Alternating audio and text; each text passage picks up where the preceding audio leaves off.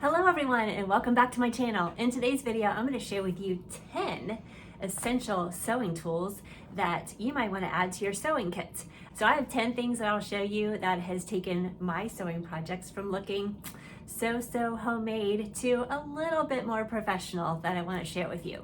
All right, to start off, this handy dandy little tool is a loop turner.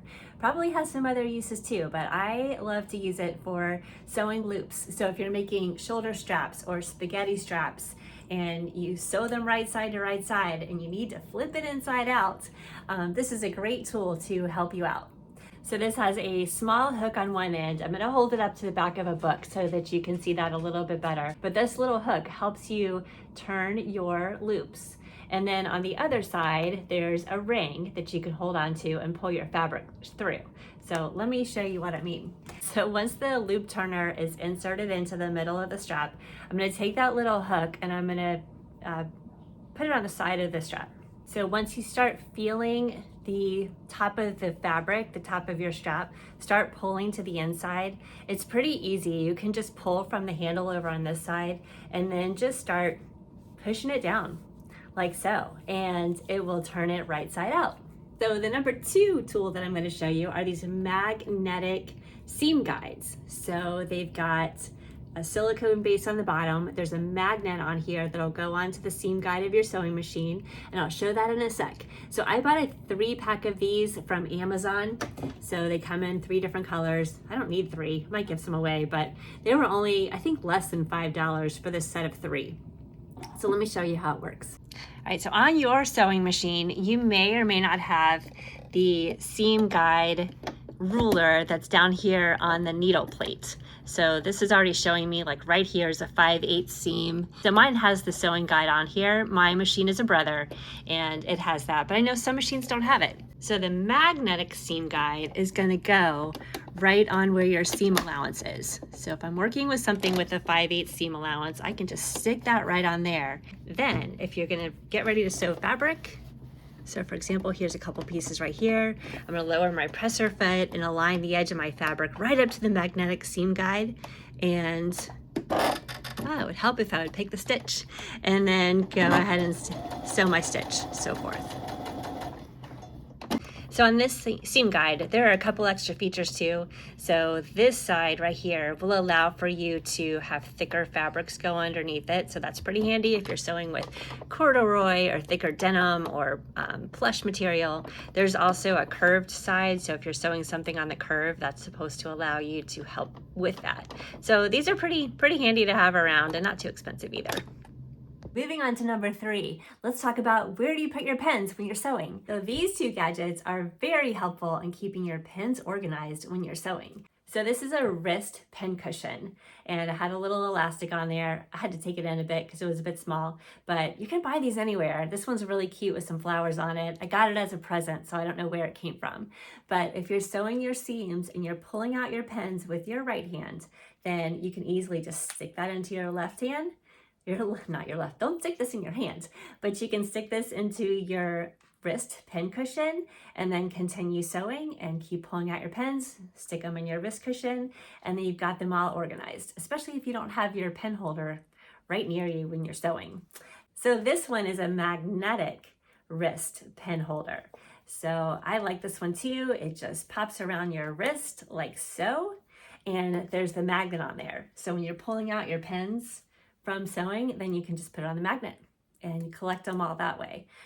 All right, number 4, this is a pretty cool gadget. This is a bias tape maker, and it looks like this. Looks like that on one side, looks like that on the other. It's got the opening here where you put your fabric, which I'll show you how to do that in a minute, and then the opening here where the bias tape will actually come out. So they come in a lot of different sizes. I bought the 1/2 inch single wide or single fold bias tape maker. If you're making clothes and you want to make a bias tape facing for the neckline or for the arms or wherever you want to have some bias tape, then this is a great way to make your own out of the fabric that matches, as opposed to buying store-bought bias tape. So let's give it a go. I'll show you how it works. So this is a piece of fabric laid out, and this is the selvage edge right here. Setting something on the bias, and you have to make bias tape, or you're cutting a skirt on a bias. You're basically cutting that in a 45-degree angle from the grain line, from the selvage grain line. So let me show you what I mean. So my ruler here has a 45-degree line. So most sewing rulers are going to have that line. Without getting into too long of a lesson about bias or not, that can be a whole other video, but just to kind of show you how to start off making this bias tape. So I'm laying the 45-degree line on the selvage edge. Then I'm going to cut a piece of this about 1 inch wide. So, I don't know, I'll just cut like a 7-inch piece on there, and then I'm going to move my ruler over by 1 inch. Keep it on that 45-degree line, and then cut this piece. All right, so I have my 1 inch wide piece of fabric that I will make my bias tape with. All right, I'm going to start off and I'm going to put my fabric into the larger opening on this side. And you're going to want to do right side up. So it takes a little bit of finagling to start getting your fabric in to the tape maker.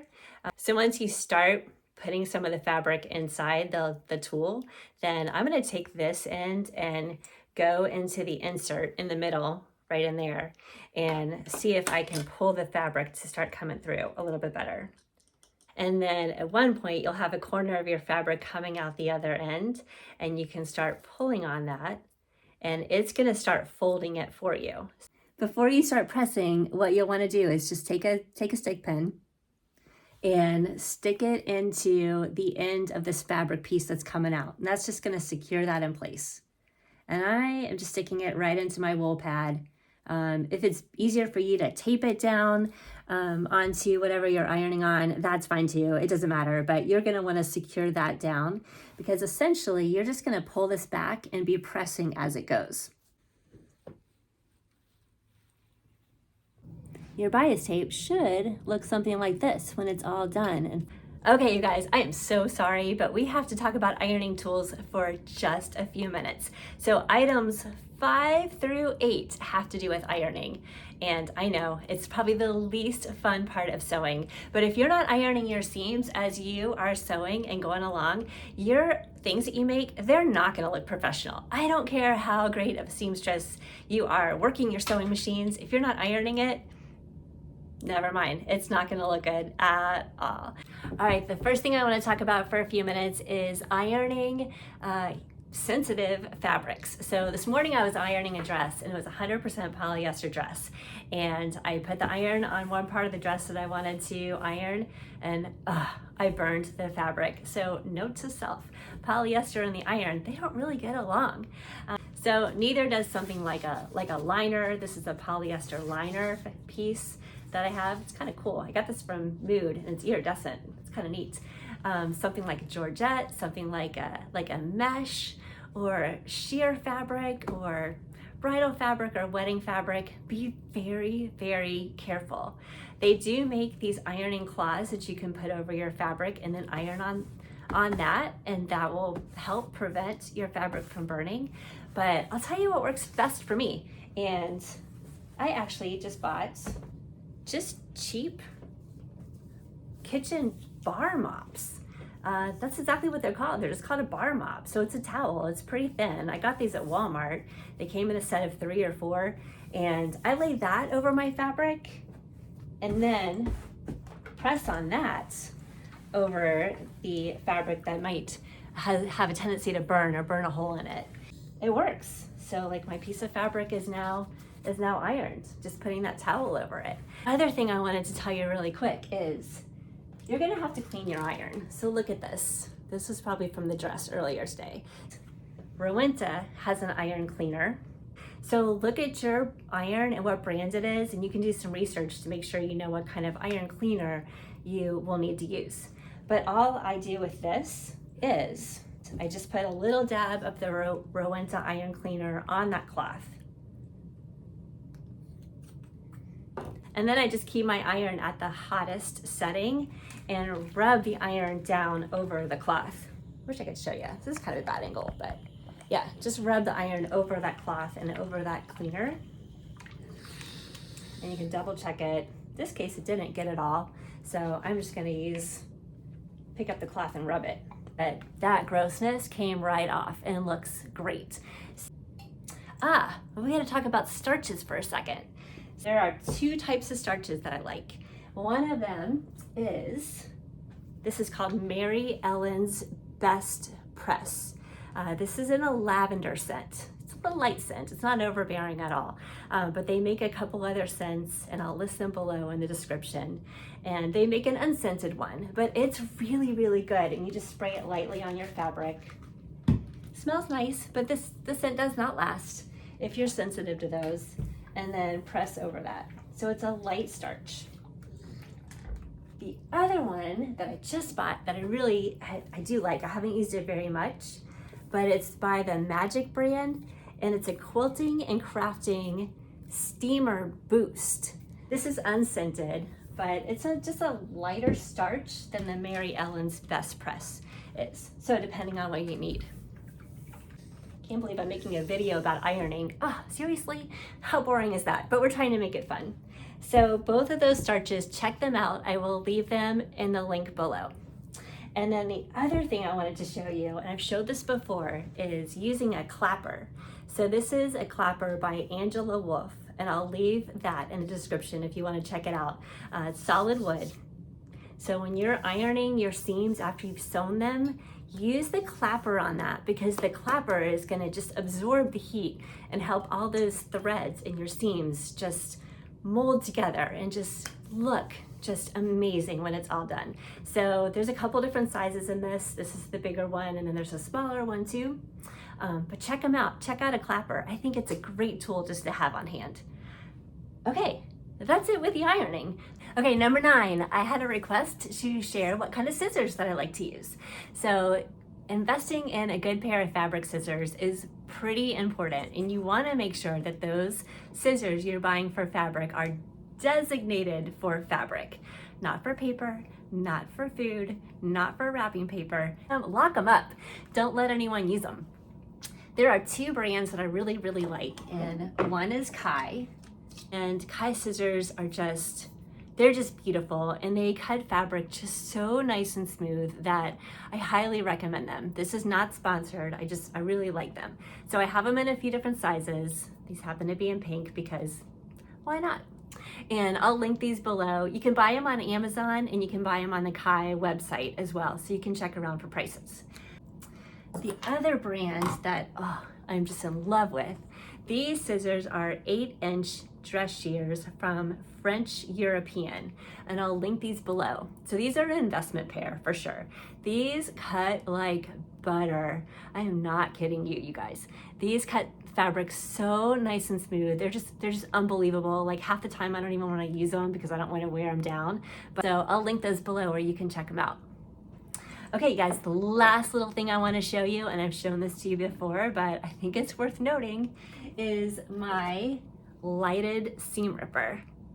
So this is by Dritz. I'll link it below. I've shown it to you in a couple other, I think another video a little while ago.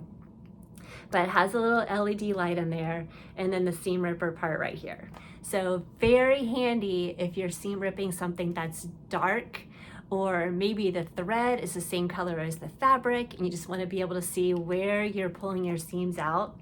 If you're sewing, even beginners, even the best sewers in the whole wide world needs a good seam ripper on hand. So this is a good one. Hey, hopefully those 10 sewing tools were helpful for you to see. And maybe that'll give you a chance to go out and do some sewing shopping. But if you have any questions, leave me a comment in the comment box below. And if you're new here, please consider subscribing. I'd really appreciate it. And it's free. And the YouTube algorithm will help spread this video out to other people that it might be helpful for. So with that, I will let you get back to your sewing projects and I'll see you in the next video. Bye.